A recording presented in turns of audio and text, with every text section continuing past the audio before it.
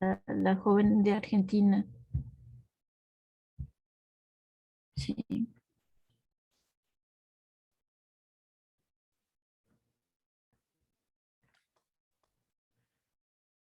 El pájaro rompe el cascarón.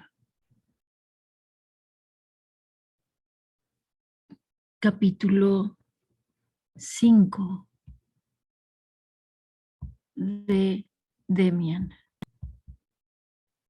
El pájaro rompe el cascarón. El pájaro de mis sueños se puso en camino en busca de mi amigo. Del modo más extraño me llegó su respuesta. Un día, después del recreo, encontré en clase sobre mi pupitre un papel metido en mi libro.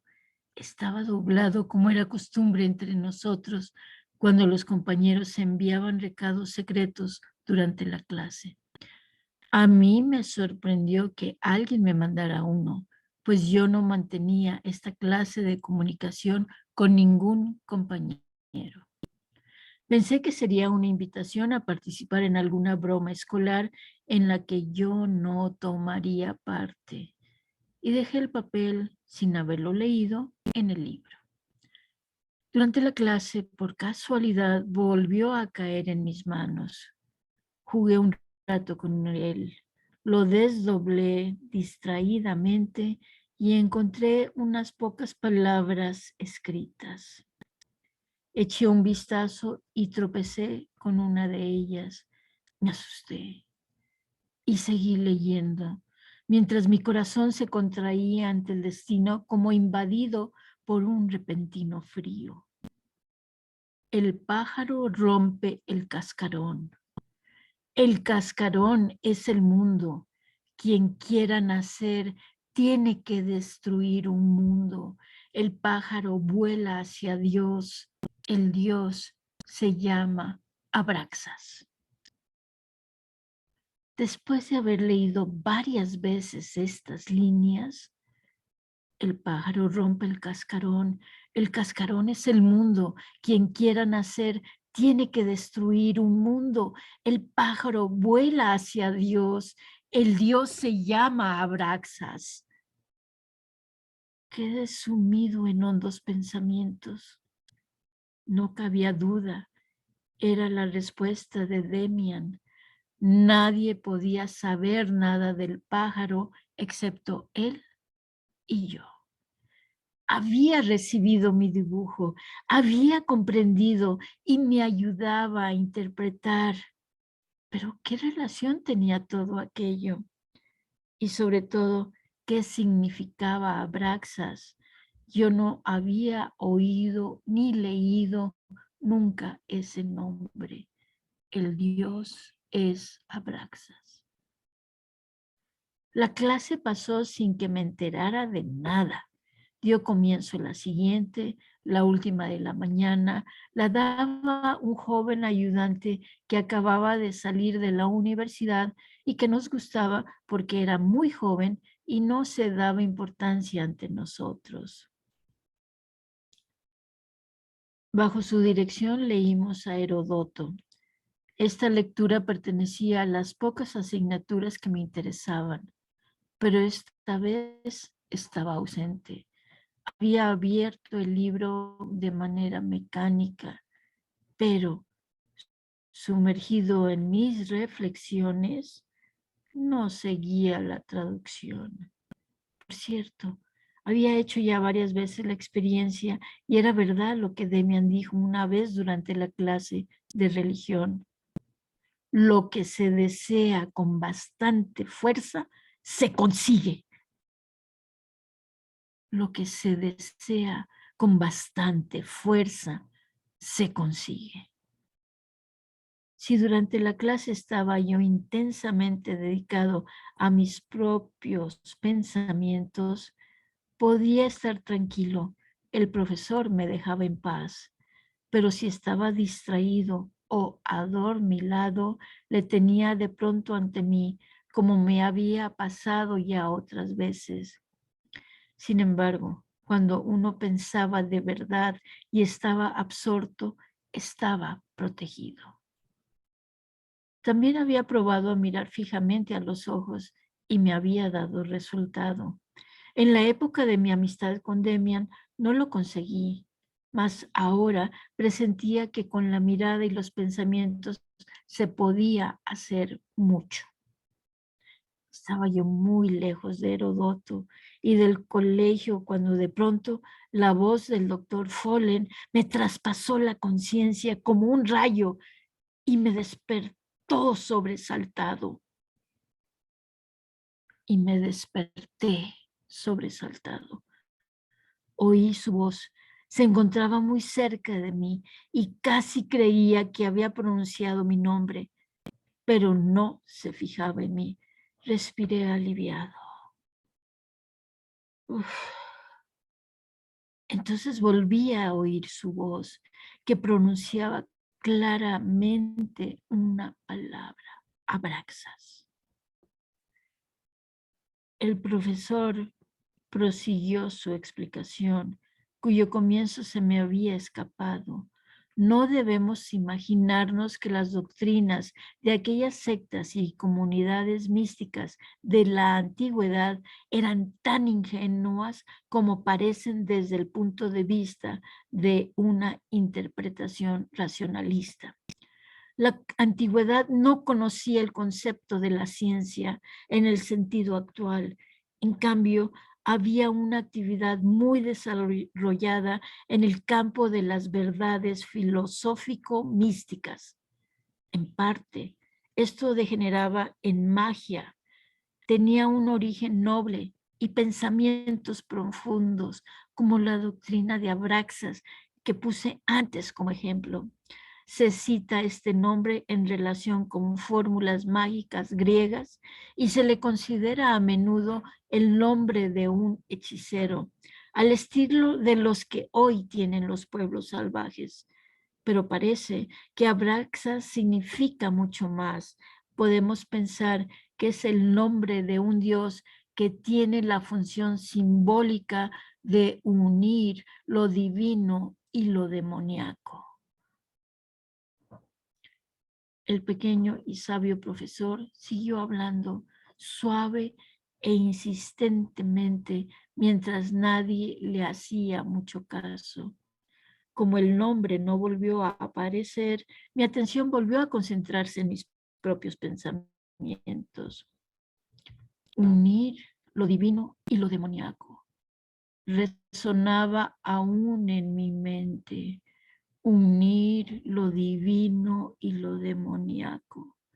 Aquí podía yo empalmar mis reflexiones. El tema me resultaba familiar por la conversación que había tenido con Demian en el último tiempo de nuestra amistad.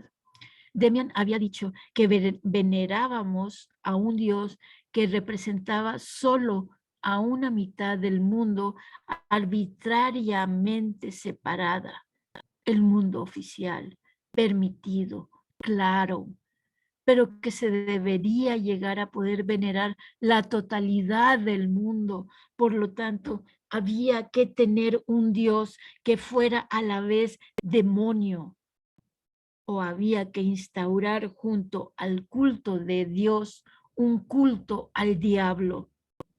Ahora resultaba que Abraxas era el Dios que reunía en sí a Dios y al diablo. Durante un tiempo intenté con mucho empeño seguir la pista, pero no avanzaba nada. Estuve incluso revolviendo toda una biblioteca en busca de Abraxas. Sin embargo, mi carácter no estuvo nunca muy inclinado a este método de búsqueda directa y consciente, en la que uno, de momento, se encuentra solo con verdades que son como piedras en la mano.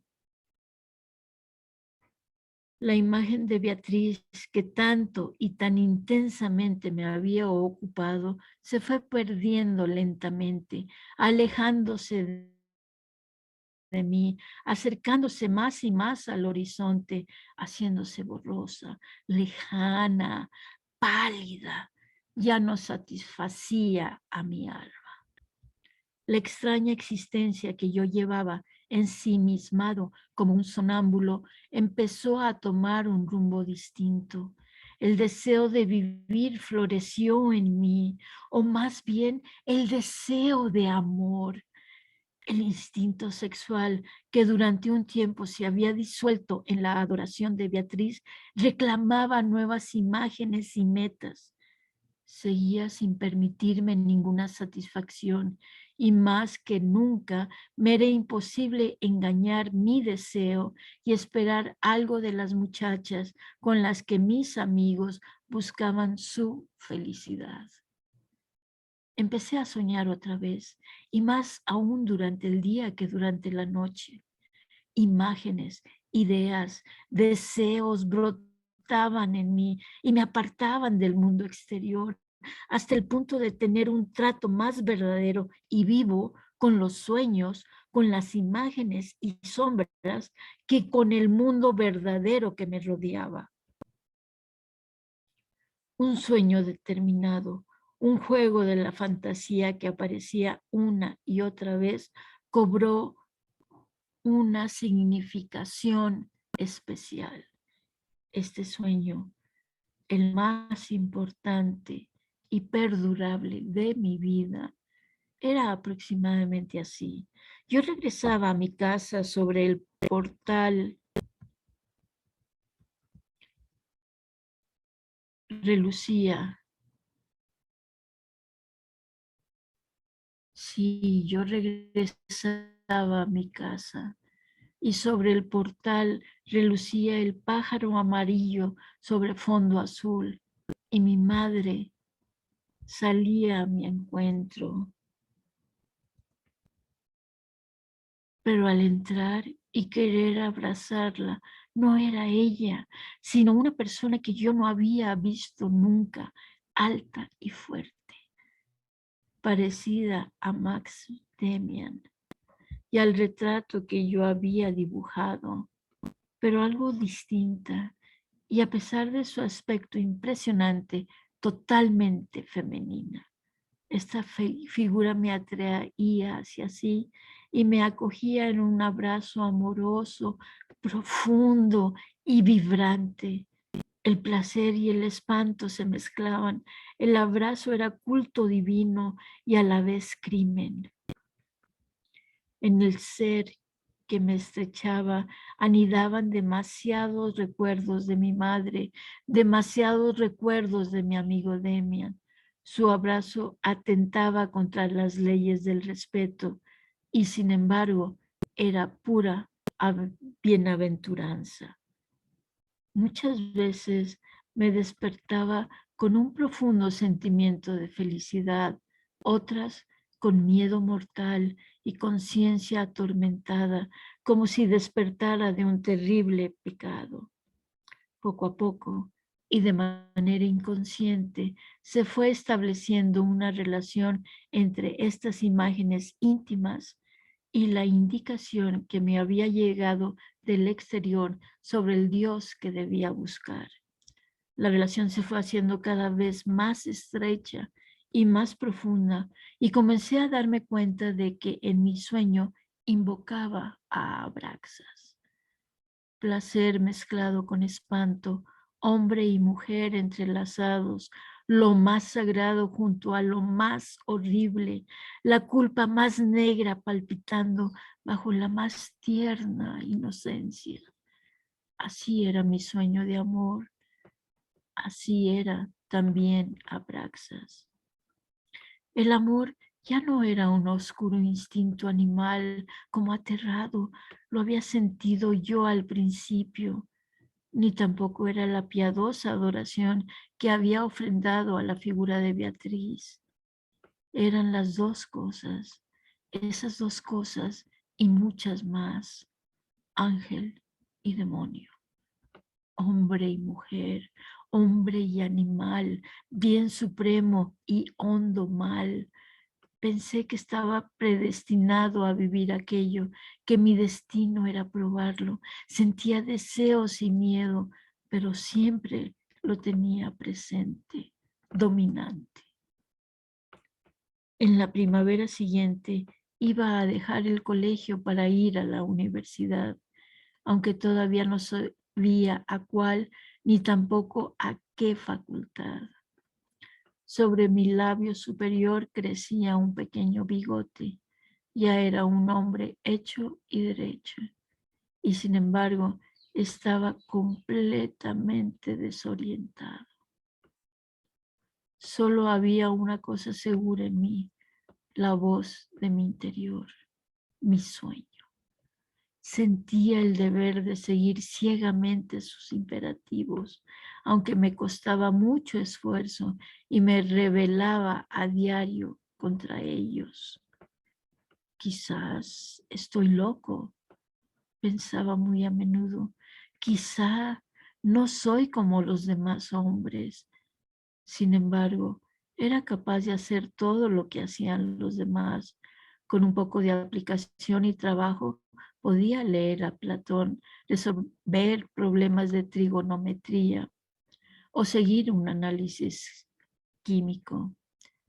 Pero había una cosa de la que no era capaz: arrancar la meta vital que se ocultaba oscuramente en mi interior y plasmarla ante mis ojos, como lo hacían todos aquellos que sabían de manera perfecta que iban a ser profesor o juez, médico o artista.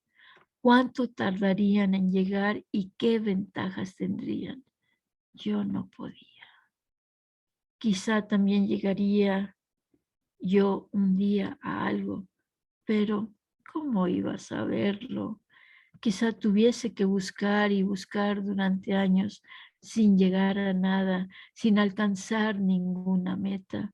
Quizá llegase a una meta, pero a una meta horrible, peligrosa y mala.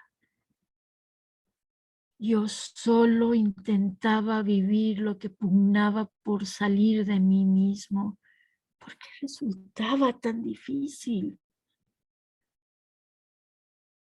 Yo solo intentaba vivir lo que pugnaba por salir de mí mismo. ¿Por qué me resultaba tan difícil? ¿Por qué? Muchas veces intenté pintar la poderosa imagen amorosa de mi sueño, pero nunca lo conseguí. De haberlo logrado, se la hubiera enviado a Demian. ¿Dónde estaba? No lo sabía. Solo sabía que estaba unido a mí. ¿Cuándo volvería a verle?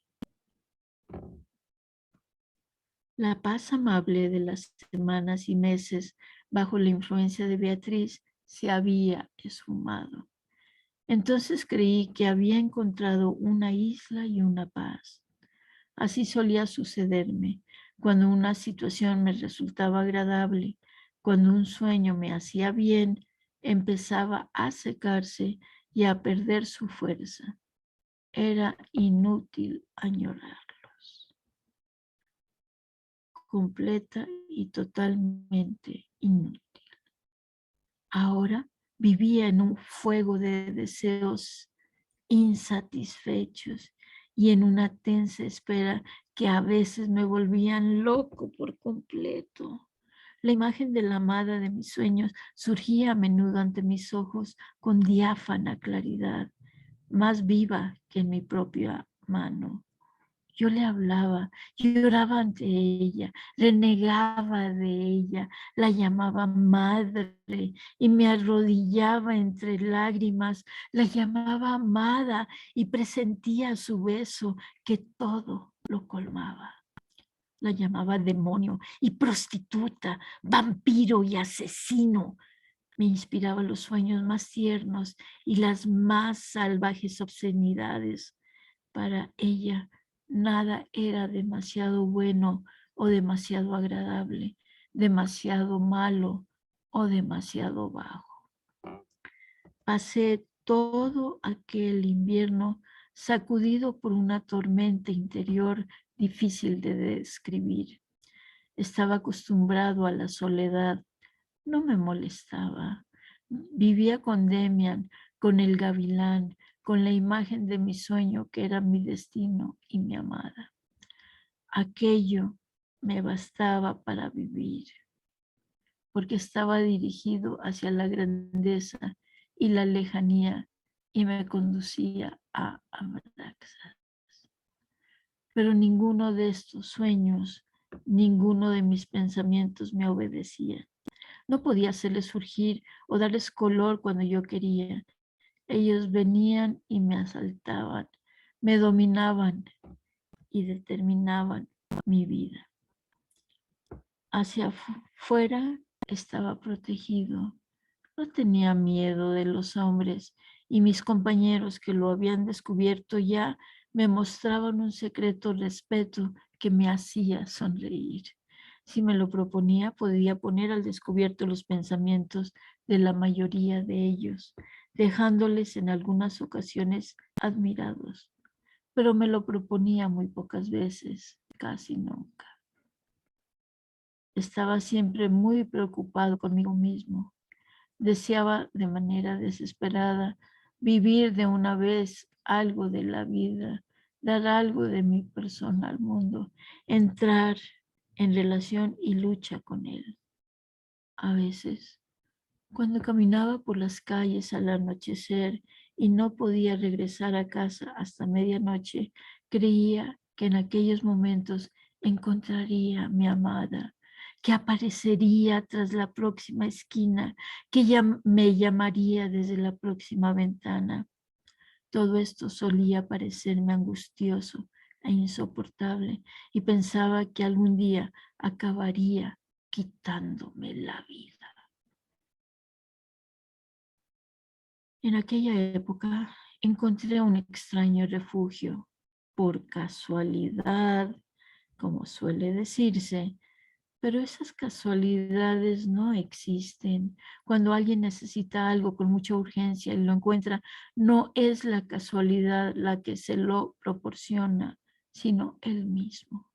El propio deseo y la propia necesidad conducen a ello.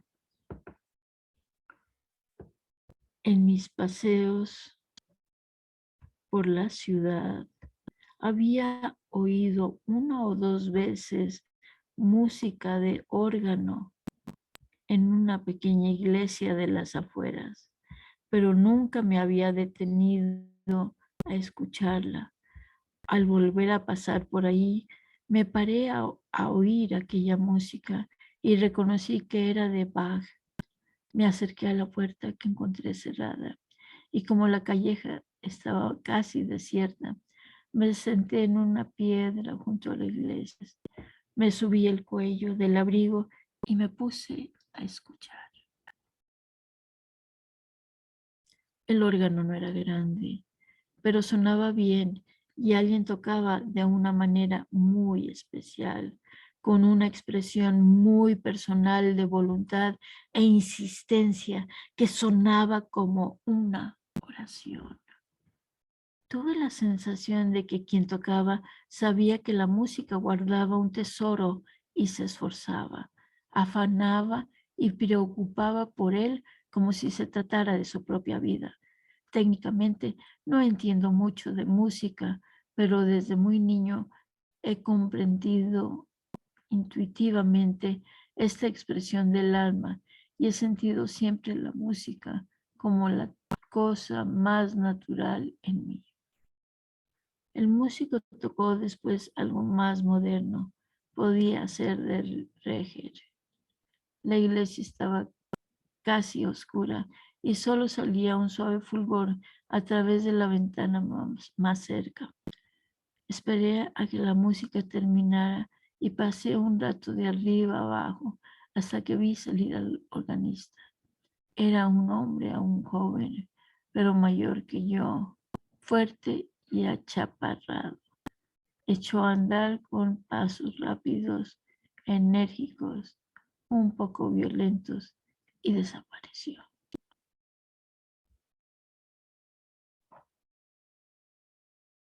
Como te decía, técnicamente no entiendo mucho de música, pero desde muy niño he comprendido instintivamente esta expresión del alma y he sentido siempre la música como la cosa más natural en mí.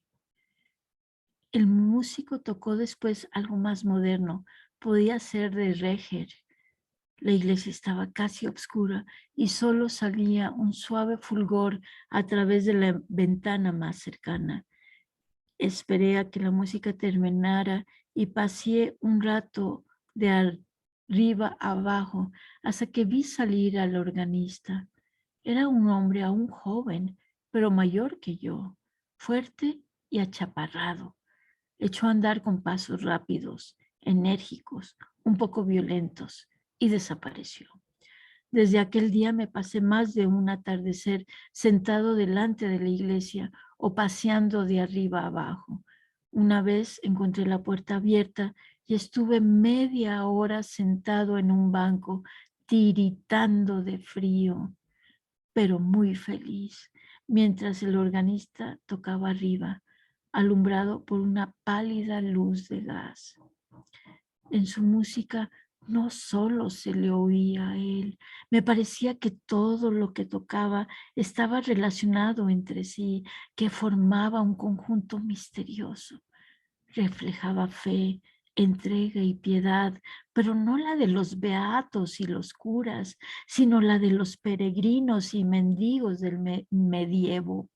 Piedad unida a una entrega absoluta, a un sentimiento de la vida que sobrepasa a todas las confesiones.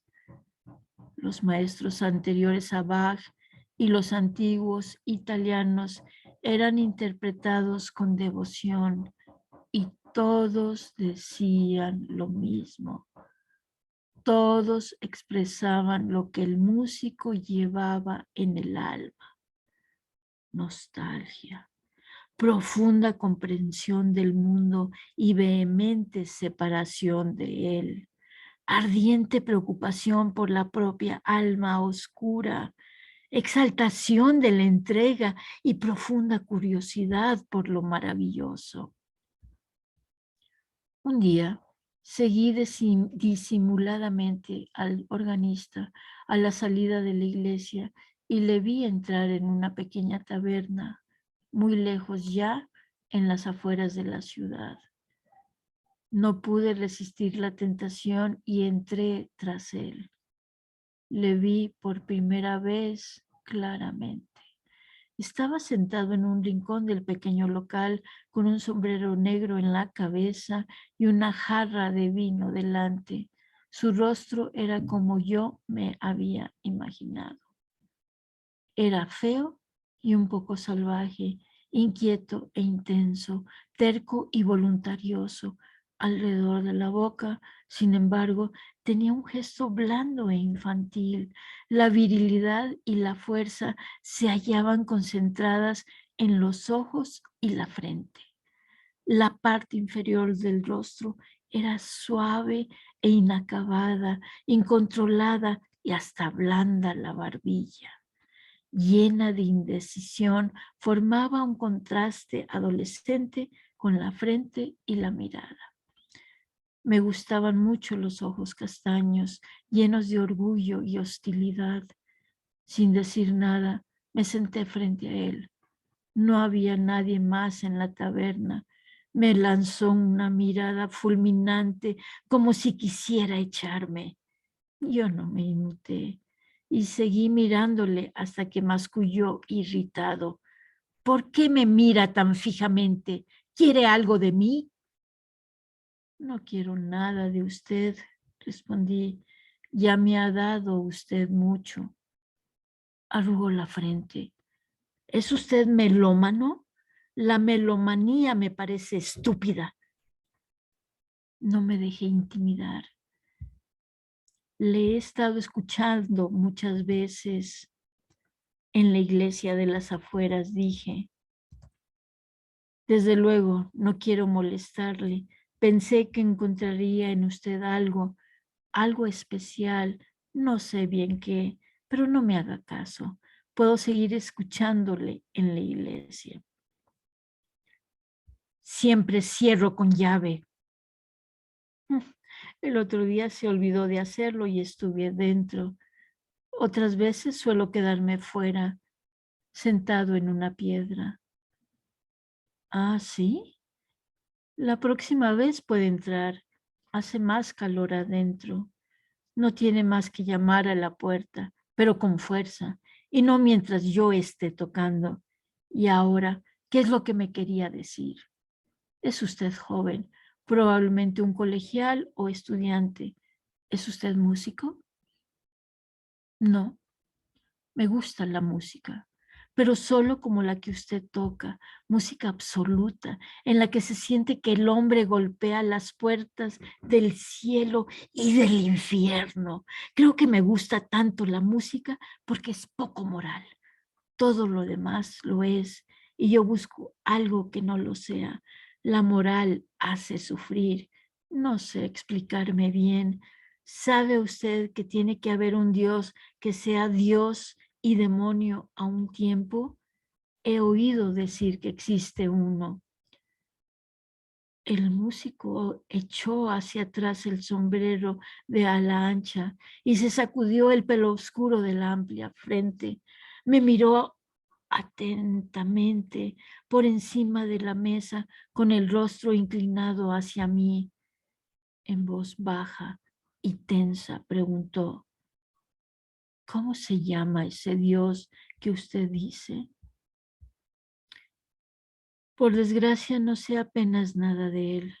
En realidad, solo el nombre. Se llama Abraxas. El músico miró en torno suyo con desconfianza, como si alguien pudiera oírnos. Luego se acercó más a mí y murmuró: ya me lo imaginaba. ¿Quién es usted? Soy alumno del instituto. ¿Cómo ha sabido usted de Abraxas? Por casualidad. Dio tal golpazo sobre la mesa que su vaso de vino se derramó. Casualidad. No diga estupideces, muchacho. No se llega por casualidad a conocer a Abraxas para que se entere. Yo le contaré más cosas sobre él. Yo sé algo de él. Cayó y corrió hacia atrás su silla. Yo le miraba expectante, pero él hizo una mueca. Aquí no, otro día. Tome, metió la mano en el bolso de su abrigo que no se había quitado y sacó unas castañas asadas que echó sobre la mesa. Yo no dije nada, las tomé y empecé a comerlas muy satisfecho. Bien, murmuró al cabo de un rato. ¿Cómo ha sabido usted de él? Yo no dudé en contárselo. Estaba solo y desorientado. Entonces recordé a un amigo de otros tiempos que sabe muchas cosas. Yo había pintado un pájaro saliendo de una bola del mundo y se lo envié. Después de algún tiempo, cuando había perdido casi las esperanzas, cayó en mis manos un papel en el que se decía: el pájaro rompe el cascarón es el mundo. Quien quiera nacer tiene que destruir un mundo. El pájaro vuela hacia Dios. El Dios se llama Abraxas. No contestó nada. Seguíamos pelando nuestras castañas y comiéndolas con el vino. ¿Tomamos otra jarra? Gracias, no me gusta beber. Él se rió un poco decepcionado. Como quiera, a mí me pasa todo lo contrario. Me quedo todavía un rato. Váyase si quiere. Cuando le acompañé la vez siguiente después de ensayar, no estuvo muy comunicativo. Me condujo por una calle antigua hasta un viejo e imponente caserón. Subimos a una habitación grande, un poco oscura y descuidada, donde nada excepto un piano recordaba la música. en tanto que un gran estante de libros y un escritorio daban un aire de sabiduría a la estancia. ¿Cuántos libros tiene usted?, exclamé admirado. Una parte es de la biblioteca de mi padre, con el que vivo. Sí, vivo con mis padres, pero no puedo presentárselos porque mis amistades gozan en esta casa de poca, muy poca estimación. Soy un hijo perdido, ¿sabe? Mi padre es un hombre tremendamente honrado, un insigne pastor y predicador de nuestra ciudad. Y yo, para que esté claro, soy su hijo, que tenía talento y prometía mucho, pero que se ha descarriado y se ha vuelto bastante loco. He estudiado teología, pero abandoné esa horrible facultad antes de la licenciatura. Aunque bien mirado, sigo dentro de mi carrera en lo que se refiere a mis estudios particulares. Aún siguen pareciéndome muy importantes e interesantes los dioses que la gente se ha inventado en cada época. Ahora soy músico y parece que me van a dar pronto un puesto de organista. Entonces estaré otra vez en el seno de la iglesia. Miré hacia las librerías y al débil resplandor de la lámpara de la mesa encontré títulos griegos, latinos, hebreos. Mientras tanto, mi amigo se había tumbado en el suyo junto a la pared y manipulaba allí. Como les dije, encontré títulos griegos, latinos, hebreos. Mientras tanto, mi amigo se había tumbado en el suyo junto a la pared y manipulaba allí en la oscuridad. Venga acá, dijo al cabo de un rato. Vamos a filosofar un poco, es decir, vamos a cerrar el pico y a pensar tumbados. Encendió una cerilla, un fósforo, y prendió fuego al papel y a la leña que había en la chimenea, delante de la que estaba echado. Las llamas se elevaron mientras él las usaba y alimentaba cuidadosamente el fuego. Me tumbé junto a él sobre la alfombra descolorida. Sus ojos estaban clavados en el fuego, que también a mí me atraía. Y los dos permanecimos durante más de una hora callados, boca abajo, frente al fuego crepitante, observando cómo llameaba y ardía, cómo se achicaba y se retorcía, oscilaba y chisporroteaba hasta convertirse en un silencioso y perdido montón de brasas. La adoración del fuego no ha sido la mayor tontería que se ha inventado, murmuró una vez mi acompañante. Excepto esto, ninguno de los dos dijo una palabra. Yo estaba pendiente del fuego, con ojos fijos, me sumergía en sueños y silencio. Y vi figuras en el humo e imágenes en la ceniza. De pronto me sobresalté. Mi compañero había echado un trozo de resina al fuego. De repente brotó una pequeña y delgada llama en la que vi el pájaro con la cabeza amarilla de gavilán. En las brasas agonizantes refulgían hilos dorados y ardientes formando redes. Aparecían letras y dibujos, recuerdos de rostros, animales, plantas, gusanos y culebras. Cuando me desperté y miré a mi amigo, lo vi con la barbilla apoyada sobre los puños, concentrado en la ceniza, con mirada fanática y fervorosa. Tengo que irme, dije muy bajito. Pues váyase, adiós. No se levantó y como la lámpara estaba apagada, Tuve que buscar a tientas el camino de salida de aquella casa embrujada a través del cuarto oscuro y de pasillos y escaleras en la oscuridad.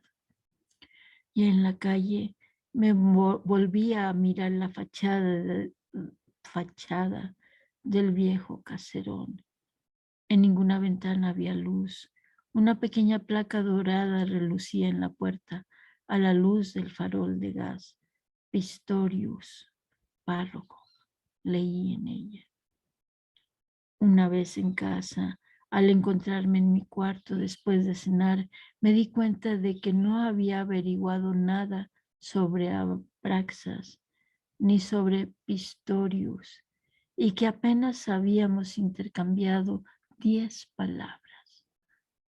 A pesar de ello, estaba muy satisfecho de la visita.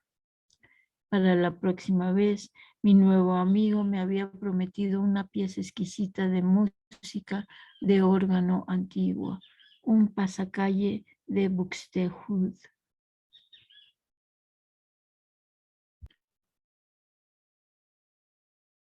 Me fui de su casa recordando la melodía de Bach en mi cabeza.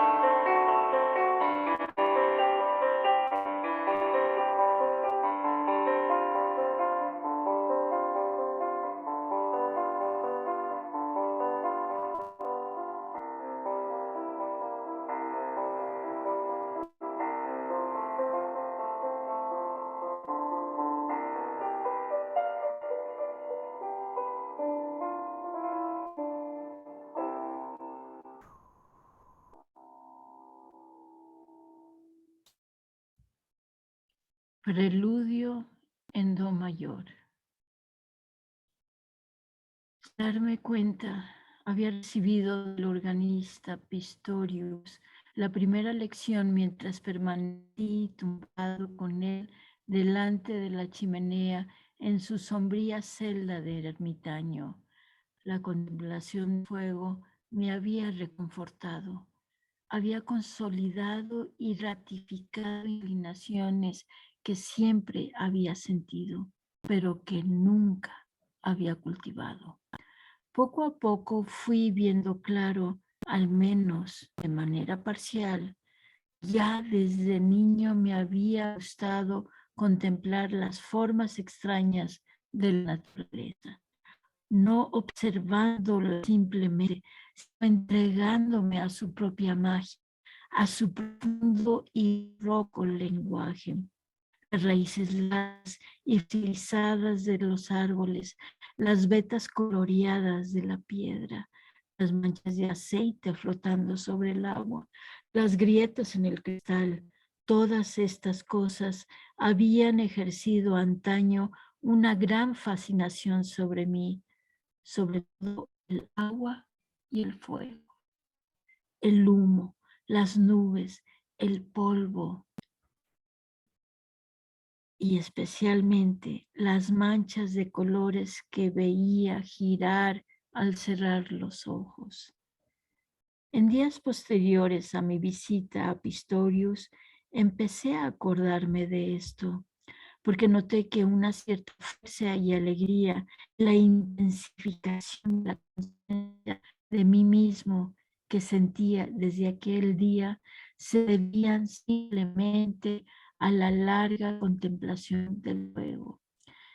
Sedante y reconfortante era.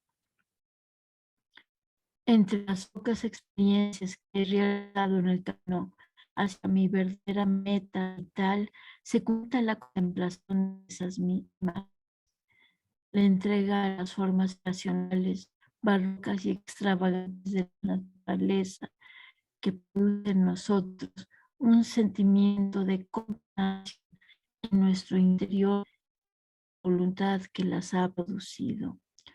Nos sentimos tentados a crearlas, caprichos nuestros, a creerlas y crearlas como caprichos nuestros, creaciones propias.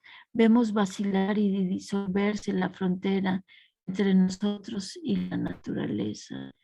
Y adquirimos conciencia de un estado de ánimo en el que no sabemos si las imágenes en nuestra retina provienen de impresiones exteriores o interiores.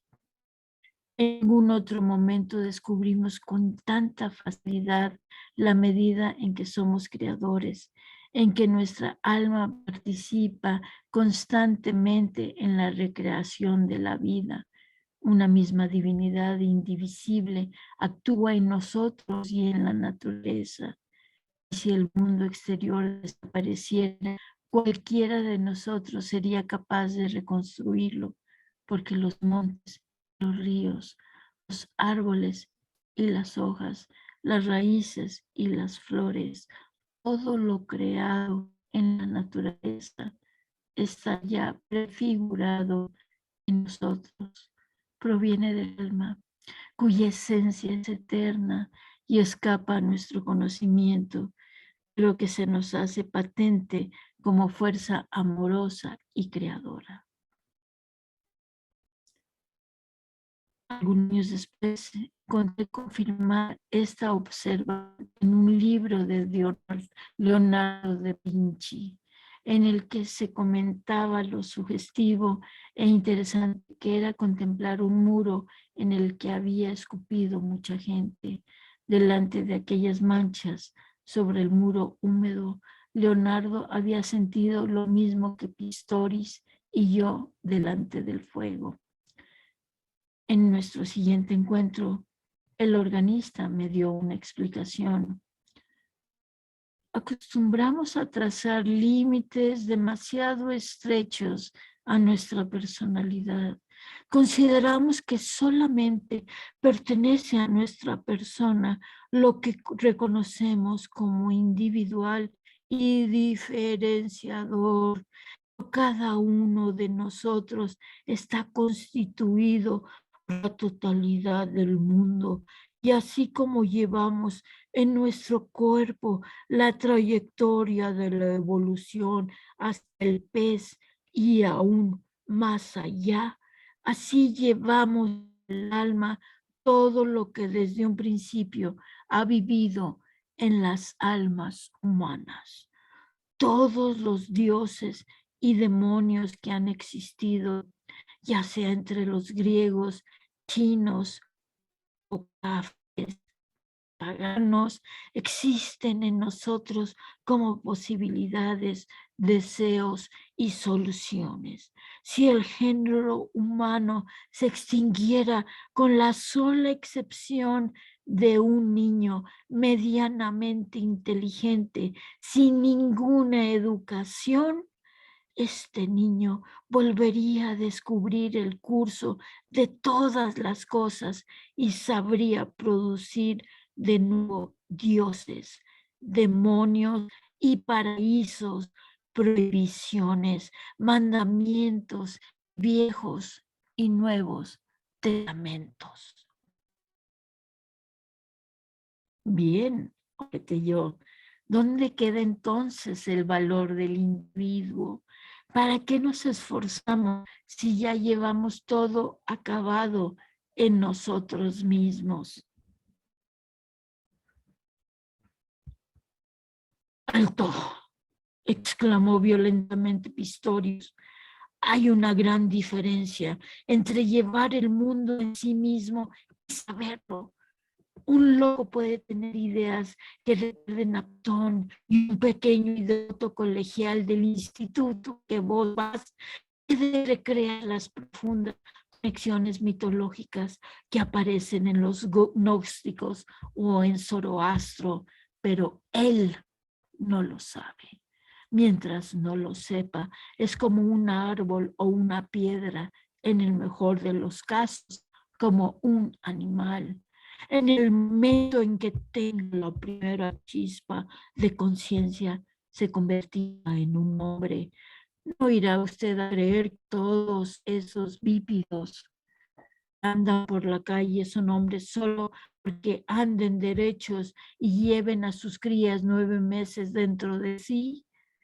Muchos de ellos son peces u ovejas, gusanos o ángeles, otros son hormigas y otros más abejas. En cada uno existen las posibilidades de ser hombre, pero solo cuando las vislumbra, cuando aprende a hacerlas conscientes, por lo menos en parte, estas posibilidades le pertenecen.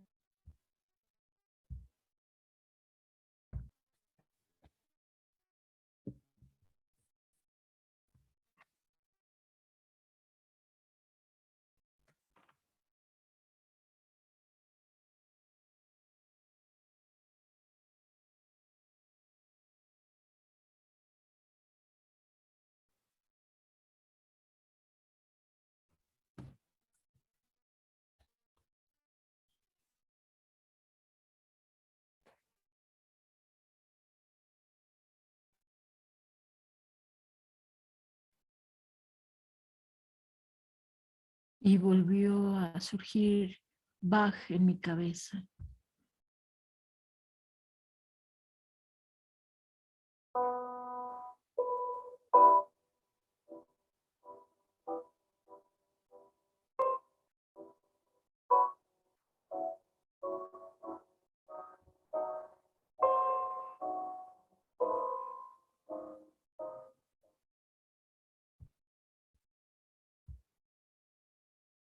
De este género solían ser nuestras conversaciones.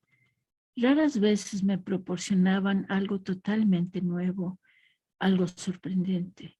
Todas, sin embargo, hasta la más banal, daban suave pero insistentemente en el mismo punto. Todas me ayudaban a formarme, todas me ayudaban a quitarme una piel, a romper el cascarón, y de cada conversación sacaba la cabeza más alta, más libre, hasta que mi pájaro amarillo sacó su hermosa cabeza de ave de rapiña del destruido cascarón del mundo. A menudo nos contábamos nuestros sueños, a los que Pistorius sabía dar una interpretación. Ahora recuerdo un caso curioso. Tuve un sueño una vez en el que volaba, pero de manera tal que me sentía lanzado por los aires con un gran impulso que no controlaba. La sensación de aquel vuelo era grandiosa, pero pronto se convertía en angustia al verme arrebatado hacia alturas peligrosas sin poder evitarlo. Entonces descubrí que podía regular mis subidas y bajadas conteniendo o soltando el aire de los pulmones. A esto Pistorius dijo: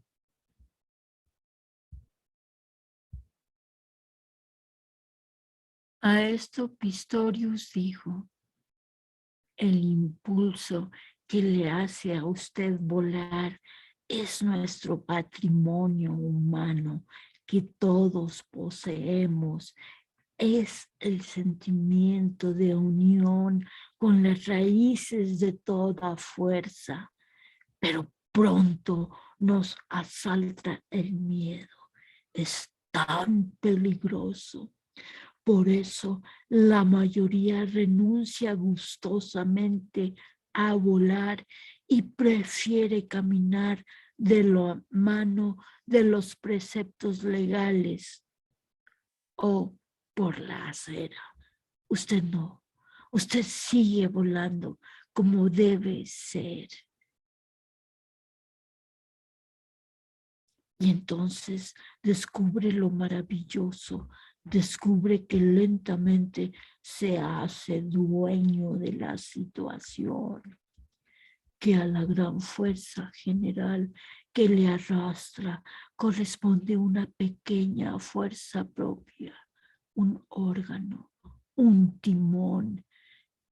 Esto es estupendo.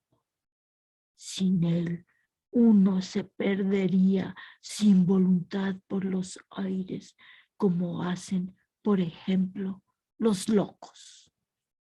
Los locos tienen unas intuiciones más profundas que la gente de la acera, pero no tienen la clave ni el timón y se despeñan en el abismo. Usted, sin embargo, Sinclair, logra bandearse, balancearse. ¿Y cómo? ¿No lo sabe acaso? Lo hace con un nuevo órgano, con un regulador de la respiración. Y ahora puede usted ver lo poco personal que es su alma en el fondo. ¿Por qué no se inventa ese regulador? No es nuevo, es algo prestado, existe desde hace siglos. Es el órgano del equilibrio en los peces, la vesícula natatoria. En efecto, existen todavía hoy unas pocas especies raras de peces que usan como pulmón la vesícula natatoria, que en ciertas ocasiones les sirve de verdad para respirar. Justo pues el pulmón que usted utilizaba en su sueño. Pistorius incluso me trajo un tomo de zoología y me enseñó el nombre y dibujos de aquellos peces tan primitivos. Con un curioso escalofrío sentí viva en mí una función de primarias épocas evolutivas. Y los dejo con Reger, que fue el segundo música que escuchó Demian, tocado por Pistorius, que es la introducción y pasacalle en re menor.